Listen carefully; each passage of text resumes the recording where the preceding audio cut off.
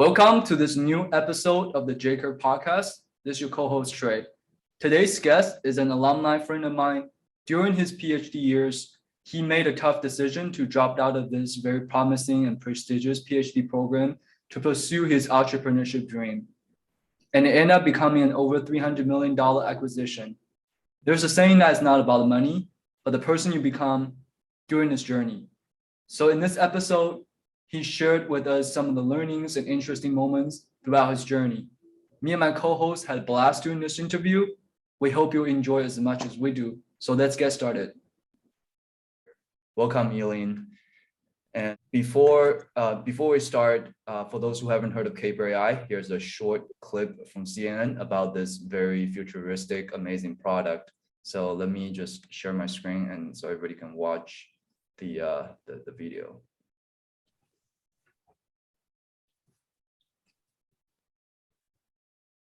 Today, grocery stores are facing competition from the biggest names in online retail. That's why a company called Caper is making a shopping aisle staple smart. We thought we'd take a conventional tool that everybody knows how to use and pack it full of technology and sensors. Right now, you could basically throw in weighted goods like your fruits and vegetables, and the cart will actually weigh it for you. It'll recommend you particular items based on where you are in the store. It'll help you check out. So we have these bagging hooks inside of our cart to allow customers to bag their groceries as they go, so that after they're done paying, they could just grab their bags and walk out of the store. That kind of grab-and-go technology is already in place at Amazon Go stores. There, a complex system of cameras, sensors, and AI track every product a customer interacts with. So we wanted to make sure that as the customer walks into the store, they could just grab our cart and go. That being said, we're working with the grocery stores right now, and you can log into your loyalty program within that store. So we have a better idea of who you are, how you purchase, and to really complement you as that end user. Basically, the ultimate vision and what we're building towards is that a customer would walk into the store, they grab something off the shelf, and when they throw it in the cart, all the sensors and the technology in the cart will immediately identify what that item is. This could work for something like a basket. This could work for something even larger, something smaller. So it's dynamic, and it allows for us to go into different markets. For now, Caper's carts are still in the pilot stage. I think this job isn't going away anytime soon. I don't really think you could automate the entire cashiering space. So for us, it's really an opportunity to direct this change in the market the way we see fit. There's a lot of different tech solutions that will take somebody away from a brick and mortar location. So what we're building is a technology that makes the experience and the convenience that you'd see online back offline.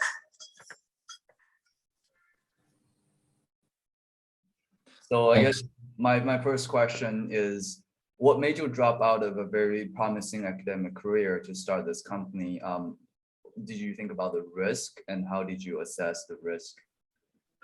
So my when I started my PhD, my research topic was related to like low dimensional material, like graphene, carbon nanotube.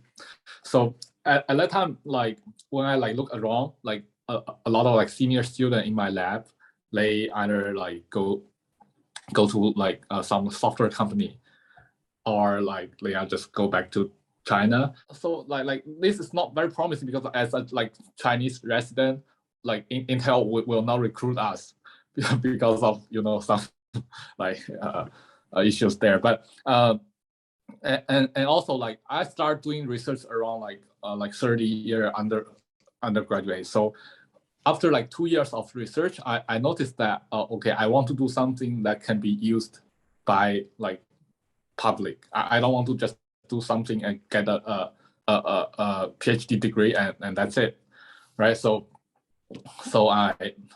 then I got a chance. Like I talked to my friend and like our CEO Lyndon. Like we both have some idea about startup. Then we applied for YC, and then we got into a YC, and then there's choice for me, like whether I continue my study at USC or I just drop out to have a startup life. And like comparing like doing something that can only be used for a very small public or like general public, I choose the later one. So it was pretty like, because YC is like kind of a big incentive for us, really. Like, So you already, so I guess before going into the IC topic, I guess YC topic, I guess, did you have the idea that you were going to do a startup during your PhD or way before PhD? Well, because my father was also a like entrepreneur. Like he runs a small factory, but he like built everything like for nothing, right? So like I want something like him. So and for me, like from when I was a kid, I was thinking, okay, I will learn something cool and then I will build a startup later. But I never think about like building a startup during my PhD. I was thinking, okay, after I got PhD, maybe I will do a startup. But like when the chance comes, I just took it. Yeah.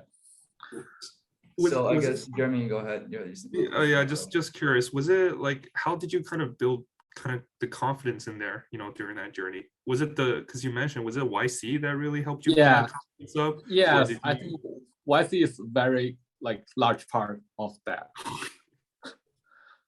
Yeah, that totally makes sense. So maybe if you could share a little bit more detail of how you guys came up with the idea and how did you kind of validate the product, and basically how did everything started? Yeah, so that was kind of like that was a kind of history of our like startup. So at that time, like Linda and I was like elementary school classmates. So we know each other since we were 6 years old. Yeah, but like at 10 years old, he moved to US. So, but we keep in touch for like 10 years, and during like 2015, he was a banker at Hong Kong, so I visited Hong Kong around like August 2015. And we talk about like some ideas he had because he wants to quit his banker life because it's really like doesn't make too much, like doesn't make him happy, just earning money. He wants to build something like cool. And so he talked about the startup idea.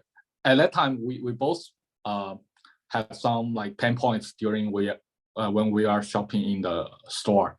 So because he's banker, he's very busy. So when he like shop for his clothes, he doesn't want to wait in line. And for me, I don't like to interact with the store staff. So we both think about like self-checkout solutions for retailer. And at that time, we are focusing on like apparel stores, like clothes and like bags. So when we think about that, like why we cannot have self-checkout solution in these stores, we think about security tag because we need to remove that security tag at the counter. So we are thinking about, okay, can we make this security tag a smart tag? Like you can use your phone to like scan the barcode or scan QR code there, and then the tag will unlock by itself. So this is the first idea we had. So from August to December, like the YC application was around December. So between this time, we built a prototype for this security tag. Okay. Yeah, so we use this idea to get into YC. So that's before you guys have the full shopping cart and then all the vision stuff. Shopping cart is a pivot of us. So that's another story there. But like this is how everything starts. So we think about like a self-checkout solution for like apparel stores. Oh. This is our first idea. Yeah. This makes so much sense. Yeah. So but at that time we didn't know how hard it is. Like we think, okay, like security tag is easy, like Bluetooth security tag is very easy to make. Like the technology is not very hard, but no one is doing that. So we think maybe this is a chance. But after we get into YC, we changed out our idea.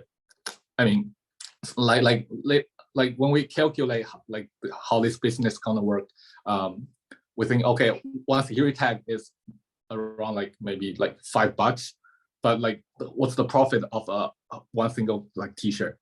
Right. Like this doesn't make sense. So during YC, we like kind of pivot to another solution, like normal security tag, or not normal, but special design security tag that can unlock on a special device, like a self-checkout device. So this is like kind of a small pivot of our idea, and then we have some pilot store signed, and we moved to New York. But the same day, our first client was Rebecca Mingoff. I'm not sure whether you know that, but it was in New York, and Linda's home is in New York, so we moved there.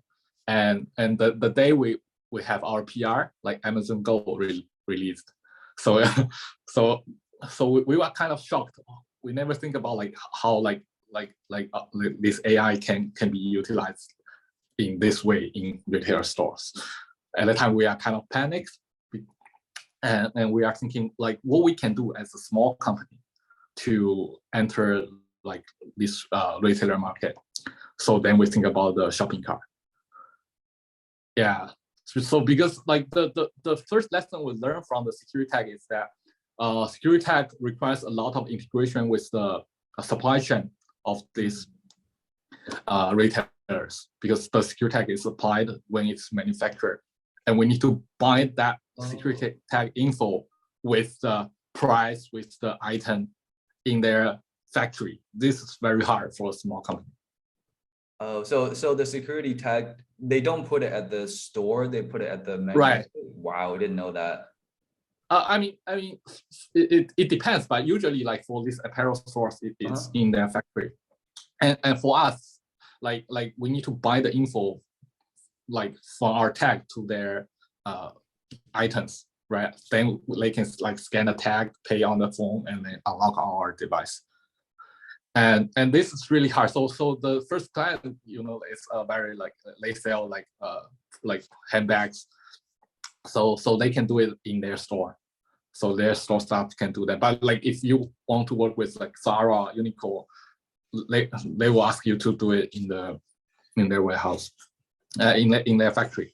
So it's very hard. So when we think about like solution for like grocery stores, we were thinking about, okay, we want to do something like plug and play, like very easy to test. Right. So we think about, okay, shopping cart, right? So everyone in the grocery store will use shopping cart, and if we can make shopping cart like very like frictionless, like people just showing the item and they can pay on the card and they can leave the store. That would be like 90% or like 80% of the experience of Amazon Go, but with only very little cost. I right? see. So yeah, so we were thinking about that solution, and so that was around 2017. Wow. Yeah, Very I'm good. just really, as it's very interesting from your description. Just, I'm really curious about how you kind of go through this ideation phase, and then kind of you guys decide on the product that this is the right way you want to pursue. Like, what kind of give you, how, like, for example, like, why do we pick up checkout at first? I know you see as a problem, but there's a lot of problems in life. Why Yeah. settle on that problem is the first part, and then going through, why do we want to continue with this problem? And let's say if you pivot to a shopping cart, how do you know that people want the shopping cart? How is this process? Yeah, so it was pretty hard. So first of all, like I'm kind of active shopper, right? So when I was starting USC, like every week I went to the grocery store to buy food for myself, and also I like to shop like clothes. So that's why like we entered this phase because of like personal interest, right? We feel the pain by myself. So like in grocery store, you will have difficulties like waiting lines, like having difficulties to find the right items, right? You want like indoor navigations, right? And also like I love promotion. So if you can get like live deals, right? Discounts. So yeah. So these are like my pain points, and I think like people may want that. I'm not sure actually. So when we like this pivot take us about like 6 months to finalize the idea. So at the beginning we are thinking about like a basket because we think it's easier to make, right? So we just like add a bunch of stuff on the basket, and like screens, payment terminal, like scanner, things like that, battery. But then we build a prototype like in maybe 2 months. We build a prototype on that, and then we realize, okay, it's too heavy. Is this based off of like customer feedback? No, Or like, is this... like at the time we're just thinking about we want to build something like that, and then we build it, and we use it, and we find it sucks. Like it's heavy. It's because we have like sensors on that. It's not very accurate because of the size limitation. Then we're thinking, oh, okay, because at the time we want to build basket because we think it's easier. Then we realize it's not usable. Then we think, okay, we need to go to a more complicated way to build a shopping cart. Yeah, so then we buy a shopping cart, we cut it by ourselves, and and put like sensors on that and build our first prototype. And then we took that prototype to like a lot of retailers around the New York City. Yeah. So we show them, okay, if we build these things for you in mass production, will you buy that? So we get a lot of LOIs, like around 100 LOIs. So our CEO Lyndon and our co-founder Ahmed, they like go to the store, like knock their doors and like ask the store staff, like, what, can I see your manager, and talk about our product, and we get LOIs. This is how we get our like first like funding, first round of like the seed round. Wow. Oh wait, like is the funding by the grocery stores or? No. Like we have these LOIs, we have prototype, then we go want to raise money. But at that time, what's just a quick, what's LOI? Like letter of intent. Basically, like ask them whether you will buy this if we produce that. Because the interesting thing about this is, it's not a software prototype, right? So I guess at the early phase, the speed of execution is really important. Yeah. So after I got into YC, I moved back to China. How long does it take to build each of the prototype? Like the original idea, how long does it take to build? And then later on the basket and then the cart, how long does it take for each phase? So the basket, I said it took us around like 2 months. And the cart, it takes a little bit longer, like around 3 months. The first prototype. It was pretty fast. Wow. Yeah. So maybe I have a question there. So, I would guess, you're going through, creating your products, quick iteration, or, as fast as you can quickly iterate, get some interest, see that, and then we're just going to go for it, take that step. Along that journey, it's, obviously there's going to be a lot of bumps in the road. So is there any kind of, I mean, you mentioned one of them where Amazon Go kind of popped out and go like, hey, we have automated stores, and you had to pivot. Was there kind of any other kind of very, dark moments in your kind of journey where it's like, is this gonna work? Yeah. Again, like. So I think the major like we all believe this is gonna work, but it's matter of how, like, whether we can build that, because like we got into YC around like January 2016, but our seed round was around like mid 2018, so it was like about like two and a half years before we really get a serious fund. So before we get like our seed round, it was first round capital. It was really hard. Like we reached out to around like maybe like 200, 300 investors. Wow. But it's mainly Lyndon's effort. Like he really did a good job there. So basically like before that we only get some like angel investors money, and we didn't get any salary paid, and we only had like we have like 4 co-founders together, and we only have like 1 or 2 hires before the seed round. So it's only like 4, 5 people at the time. So the darkest moment is like we only have maybe cash enough for like 1 more month. Wow. Did you ever think of dropping out during those times, or are you like? No. At the time, like I was still young, right? So I think it's like it's worth a try. Like, and I mean I still have the chance. If I fail, I still have the chance, right? So I never think of give up. give up. Like I will till the end. Like if persistent. So but yeah, so darkest moment is where like when you don't have enough fun. um, it was really hard, like 200, 300 rejections, and still like going forward to try to raise money. So I know the YC, their fund is only like maybe 100K, right? And then you say you raised some like angel round. And then there are a lot of rejections from, I guess, the potential seed round investors. What are some of the reasons that reject you? Like, what are some of the doubts they have on your product? Because it makes so much sense, right? Why are they questioning you?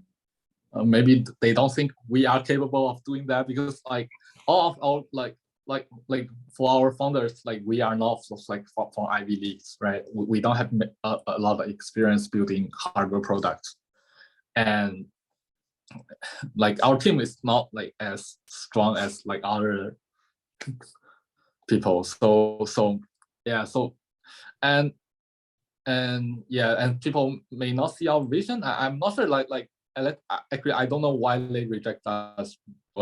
I see. So for the entire 2.5 years, how do you know like what to improve on your product? Or was your customer base growing and then that ended up helping you get the seed round, or what's that process on the product side?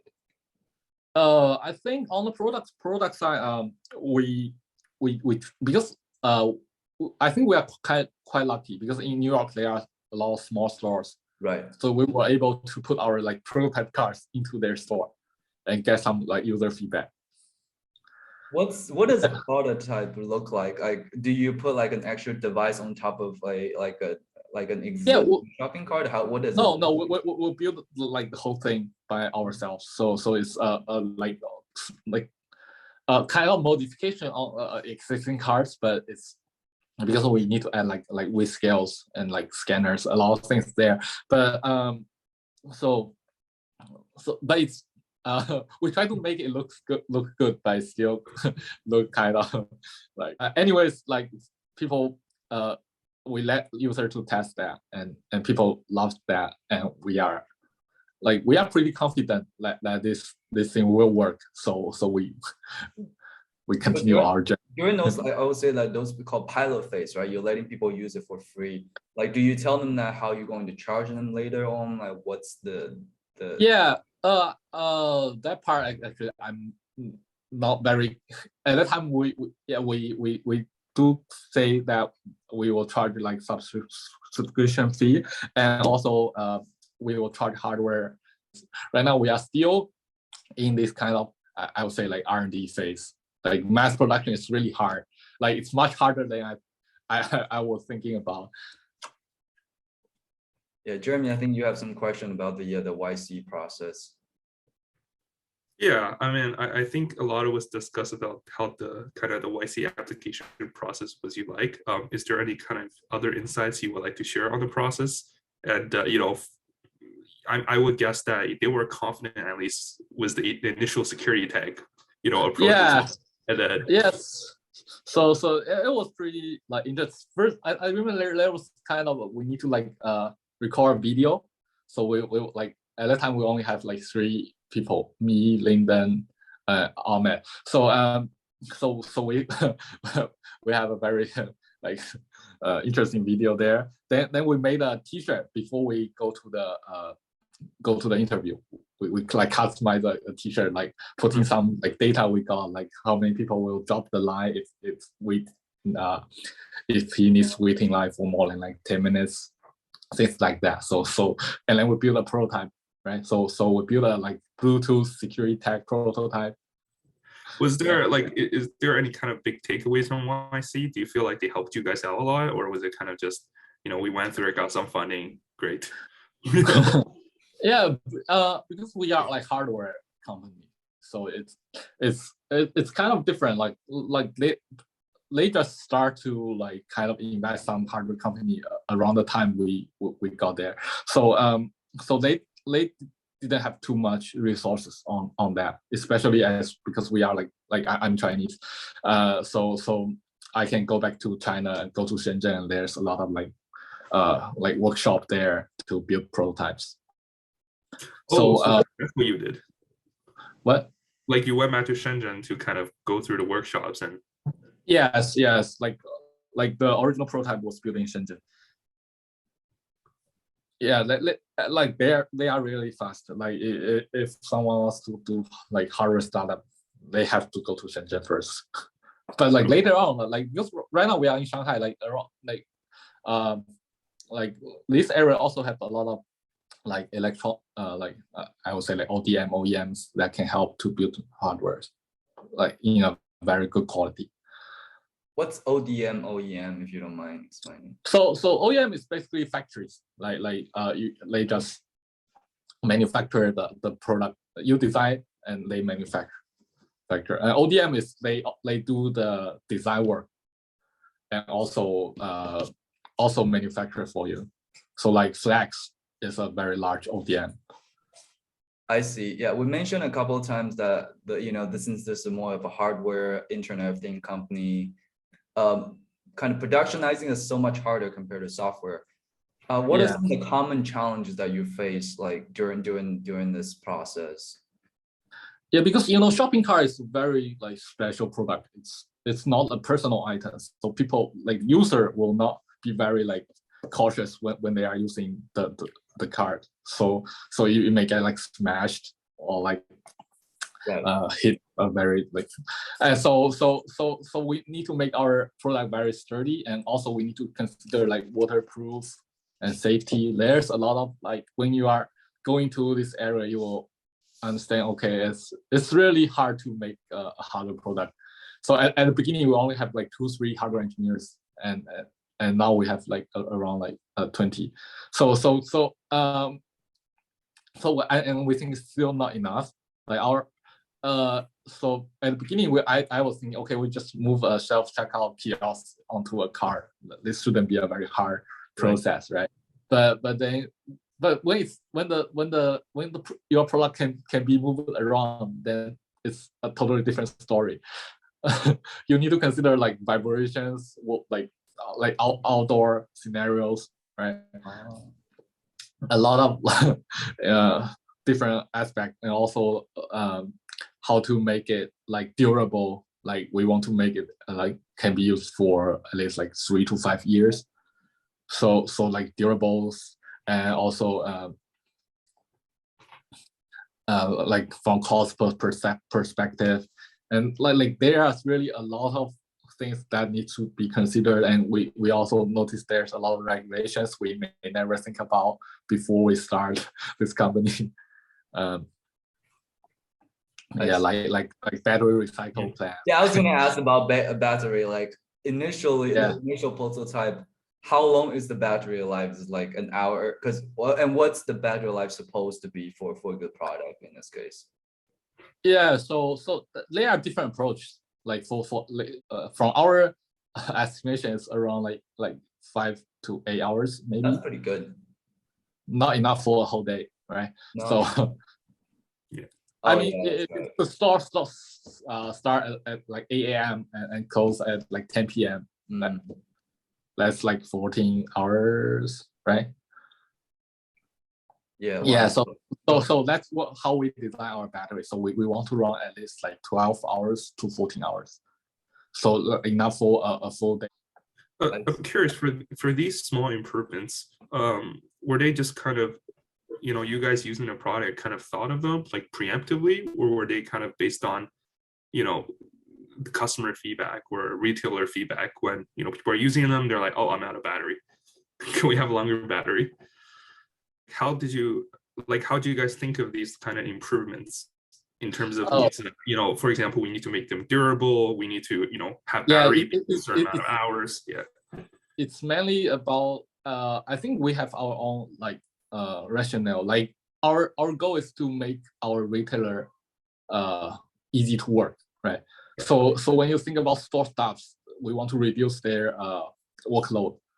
So then we think about, okay, you only need to charge the cars once every day, and we also want to make this charging process as easy as possible. Like you don't need to plug in any, like as less plug as possible, right? So yeah, this is our baseline. So we think about like when we design our product, we always think about like how we can reduce the workload of our like source staffs, and also our like how to make our customers like easier to use our product.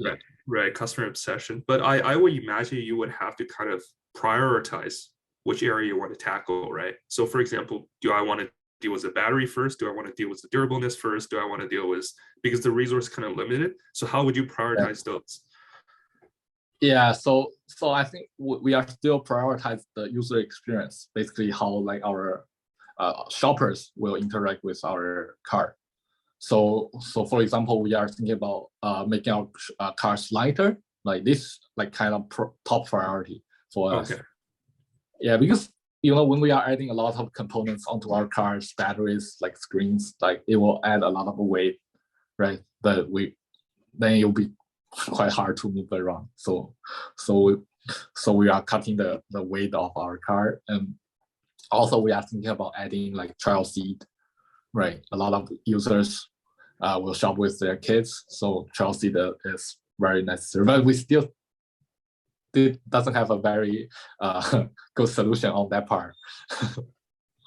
Yeah, but these use cases come up between just like, you know, once they got into customer hands and they just kind of try them, they're like giving you feedback, or is this kind of, you know, like, hey, I kind of identify these markets, you know, like some people, look, we have a certain amount of parenting population, therefore we should.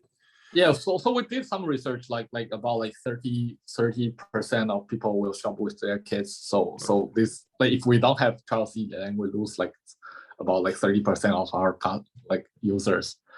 Yeah, but we have to like prioritize. This is very hard topic. We want to add this around like 2 years ago, but we still didn't have a very good solution here. Okay. The other interesting question I'm thinking about is, we're talking about all these incremental improvements, right? But it's a hardware product. How you can't just say I'm going to put a patch on the things I already deployed. Right. So how do you go about kind of different, you know, upgrading different version of your shopping cart? Like how do you batch feature together? I'm assuming that's a huge cost, right? How does that process usually work for a life cycle of the car?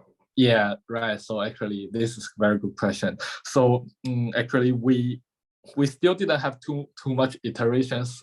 I have like large iteration. Like at the starting phase around like 2017, 2018, we have a lot of prototype at that time. Like, but then from 2019, this is where we start like our first batch of like mass production, like several hundred cars. Before that, it was only like 5 cars, 10 cars like that. But in 2019, we start production of several hundred, and at that time, this is the first time we finalized all our requirements there, and then in 2020 and 2021, it was like we did a iteration to like upgrade our like CV algorithms, things like that, and then today we are optimizing other like all this feedback we got from customers, clients into a newer version. So basically we will have around like iteration every year. Wow. The plan is basically a new version of cart per year. Yes. Are you guys gonna eventually, you know, like build charging stations as well then for these cars? Like Tesla. Yeah, we are building charging, like we have like accessories, like charging, like charging device for also customized for our car. Okay, so they're like kind of adapters. Yeah. Okay. Like when you are building like hardware, you will notice even it's a small like charging station or things like that. It will take a lot of resource to build that, you know, a lot of time. Makes sense. What do you think, like maybe just from your side, what do you think Caper will kind of look like, you know, down the line? So for us, we want to like at beginning, I think we want to also be the ecosystem for like retailers. So that's why we agreed to acquire it, because of, like Instacart and Caper share the same vision. Yeah. Yeah. So but right now I think it's more like hardware like department for Instacart. So everything hardware related in like retail store we can build, like including like I would say shelf like out of stock detections, maybe like price tag, or also like self-driving deliveries. Wow. Yeah, so I think like our hardware capacity is pretty strong actually, and I think we are able to build something like very fast and with good quality now. So but our focus is still like shopping cart. So basically we are adding more IoT features into our carts, like GPS, and also like remote monitoring. Like we can monitor how the status of the cars, whether there's any like sensor broken inside the cars, or whether the battery is around like low, or like battery life is not good, things like that. So we want to build an IoT system to manage our car. So I'm curious about the about Caper. So in terms of the car, do you guys have your own factories that you assemble them in, or are you assembling them working with suppliers that assemble them for you? So like running a factory is very different type of like business. Yeah. So we for us, I think our strength is still like the design, like design a very good product. So we work with suppliers to produce our products. So basically we design and they produce, like Apple. Okay, yeah, makes sense. So as of today, essentially, the demand is not a problem, as we can see. So the retail store, they will all want this. Like, we've spoken with them, and then, but the problem is that we need to design a product that's kind of stable, and then we need to kind of mass produce it. Yes, because like operational costs, like maintenance is very expensive in US, right? So if something is so that's why we are not going to like launch like thousands of cars in right away, but we want to like test like several hundred first, make sure this version is really good, then we start mass production and mass rollout. So you mentioned about kind of maintenance and operation. How does that process usually work? Do you guys have to send people to the store to fix it for them, or because that, I'm assuming that's a very expensive process, right? Yeah, for now it's very expensive. Basically, we will have technicians for example, if in this area we have 5 stores, maybe we will hire 1 or 2 technicians to like regularly check, or if like the store staff reports any issues, they will go there to repair the cars. Yeah. And you design kind of the hardware in a way it's easy to kind of plug and play. Yes. Right. That's our baseline. So basically, every like we can like directly swap some parts very easily with like a few screws. Then it can be taken back to the warehouse to like test to see what's going wrong, and then we can learn from that. So when you build each iteration of the shopping cart, right?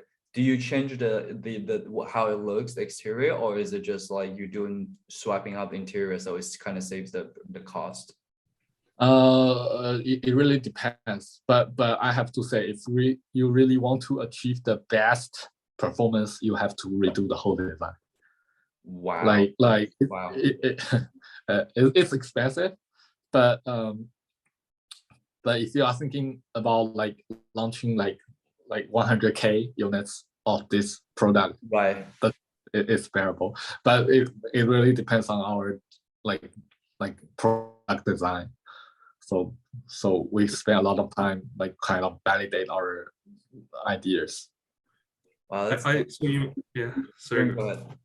Oh, I was gonna say, like, you mentioned a lot about the hardware design, but there's always also like a big software component to Caper as well, right? Because computer vision, you have to recognize, you're gonna be analyzing customer data, Yeah. Okay. But what for software, you can always do like remote update, right? So you can like our plan was to like release every 2 weeks or every month. So we will keep updating our software. So that's the challenging part of hardware, is that like we have to kind of focus what the software will need in the next year. Then we have to put enough sensor there. We have to put enough like the components with enough specs so that when it's upgraded, it can still run, right? Yeah, I guess Were there any? Go ahead, Jeremy. I was going to ask, were there any challenges on the software side, or was it pretty smooth sailing? No, software side is also very challenging, but because I'm focused on hardware, so I mainly talk about hardware, but I also very involved in the CV side, because it's very like coupled project, because you need cameras to take pictures, right? You have to get a lot of data, and then you train on that data, and you will know, okay, whether this camera will work. Then if it's not, then we will see, oh, okay, what specs I need to change. So it's a lot of like back and forth iteration. So we bought a lot of like product from the stores. So we spent several like different cameras, and also cameras, yeah. But we buy a lot of items like snacks to collect for data collections. Can you share a little bit maybe perspective on the space? Like what is kind of happening in the space, like competitors? So for grocery stores, I think retailers want to like increase their efficiency, right? So it's either, so there's a lot of data they want to get. For example, for us, what we can provide is like the behavior data of the shoppers. Mm-hmm. So and also we want to like cut their cost, right? So this with our cars, they can cut their labor cost. And so in this grocery space, we have like companies working on like self-checkout solutions, as you know, maybe like Standard Cognition, which is the first like unicorn in this space. They do like the cashierless store. And also we have a few other players doing cashierless store, and we also have company doing smart shopping carts. So these are two major directions of the checkout process. And we also have people doing like price tag, right? Like e-ink price tag, which can like help this kind of like efficiency parts. Like I also have companies working on out of stock detection. So this is also a very it's a pain point for retailers, like whether something is out of stock. If it's out of stock, people cannot buy that. So this is kind of a revenue loss, right? So and in the past, people need to kind of like store staff need to check every aisles and see what's missing. So it's also a lot of labor work, and efficiency is really low. So this is kind of efficiency improvement. Also, there's like companies working on like curbside deliveries, right? So basically,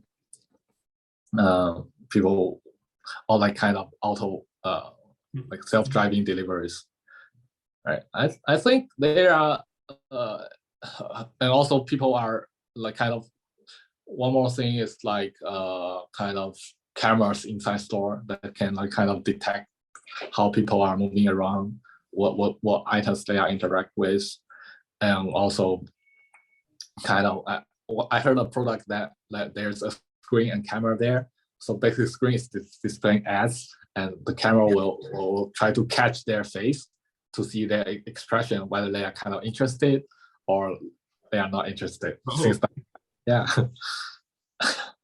So basically, like I think there are like cost cutting, revenue generation and like efficiencies, things like that. So because like brick and mortar store has not changed for a very long time, right? Especially in US, right? If you go into store like 10 years ago or maybe like 20 years ago, people are using the same technologies there. So there is a lot of things to be done in this space. Gotcha. You're right. So it makes sense. So it sounds like there's just a lot of automation, like checkouts, filling up shelves, and also like collecting customer data to see how we can serve them or target better. in terms of Yeah. what's the camera. And I think Caper kind of fits in all those categories as well, right? Yes. So I mean, we have the capability to do all of this, but it's just like what we need to focus first. So we are thinking about our like card as our like first milestone. So if we have enough cards in the store, we can do all these kind of things. We can kind of do the like out of stock detection on the cards. We can have a camera on our cards, and our shoppers will just moving the card around, help to check what's missing on the on the shelf, right? So it's and we also can collect data. Like some data can never be collected without this like smart shopping cart. For example, if someone like buy a Coke, right, and he put into the basket, and then he want to switch to Pepsi, but if you are not using smart shopping cart, it's very hard to catch this behavior. That makes sense. Right. Yeah. So maybe just curious that I think you describe a lot, what kind of the trends that we see, in terms of automation and and targeting of the customers and collecting data. So what do you think the space will look like in 5 years, or maybe even 10 years? Are these all going to happen? As what's your kind of vision of the experience that you have as a customer when you walk into a grocery store? I think so. For me, it's more about like kind of experience improvement. So because the reason people wants to go to the like this brick and mortar store is because they want to interact with the products, right? So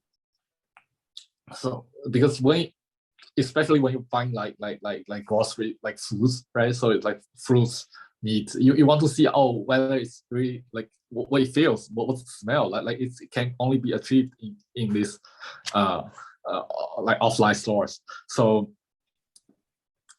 then the question for this store is that how we can attract more people to here to shop, right? So basically this how like we need to improve like what we are working on to improve their experience. Yeah, so I think in 5 or 10 years people will just go into the store like I still don't think like full store like automation is possible in the at least in the next 5 years. So I think there are still people to do the like fulfillment, and also people to kind of try to interact with customers there. But you will use like kind of our like smart shopping carts to going around, and you will have a lot of like I think screens or cameras inside store that can display different kinds of ads there, and also like you will get kind of notification of the deals around, right? You have indoor navigations, and yeah, that would be via the cart, right? Like so on Caper, you're gonna have a little tablet there, and that's gonna notify you like, hey, yeah, right. And also I guess on the shelf, maybe like smart shelf may also be another interesting point, but we have to see how it works. So the smart shop will kind of detect out of stock, and then maybe, and also make kind of attract people there. Oh, how what's that like? Maybe I'm not sure. Maybe they will have a kind of small screen, or maybe if you use like e-ink price tag, you will see from among that shelf there's one price tag with different color. You will want to explore why. Okay. Right. Interesting. Yeah. So but it's really hard to imagine for the next 10 years. But but for my perspective, actually, I'm kind of not that optimistic about the technology's development, because I was in the like semiconductor area before, so I see the like communication power is close to its like bottleneck. So if there's no major like breakthrough in this area, maybe like our like AI may not keep evolving. So our like the ability of AI will just around current stage. It will not be as like as cool as the humans.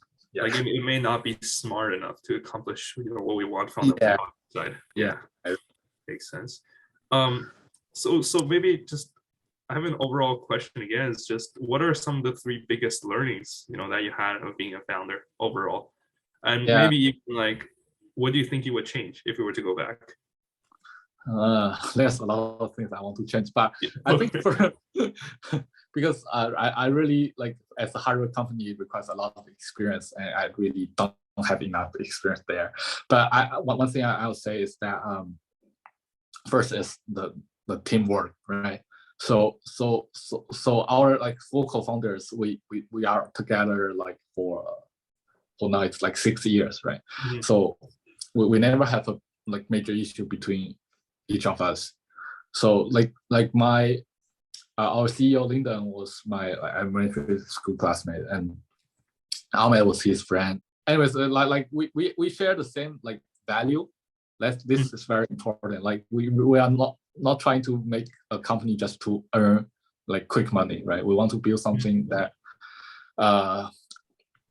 can be have a very large impact. So that's our value, and we share the same value. So even it's in the darkest moment, we can still stick together to kind of work through it.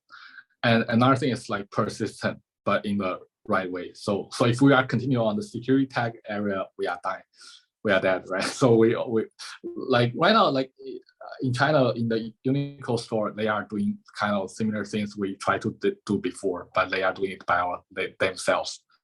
So if we are doing that way, then we will finally be replaced by themselves. So but then if after like pivot to shopping cart, like we are very persistent, right? So from 2017 we are focused on this product, put all our resources there, and finally it turns out to be a very good result. And then another thing is try to keep healthy, like yeah. So startup is very tedious, both on like physical and mental. So it's very important to keep healthy. A lot of like I heard a lot of founders get like depressed during their journey. So we always need to remember like why we want to have this startup. It's not it's not. I don't think it's worth to risk your whole life just for a startup. So keep healthy. Thank you so much. I think that's all the questions to have. It's been a great discussion today. Really learned a lot, especially around like kind of product design, kind of how to productionize the hardware stuff. Thank you for sharing your journey. Yeah, and I think we'll keep in touch and see how Caper is gonna change the grocery world. Yep, so for sure. Maybe perhaps in a little bit downtime, I'll be like, hey, Yeah. Yilin, it's it's like Looking everyone's forward using to their that. Caper.AI. Yeah, cool. Thank you so much. Yeah, thanks.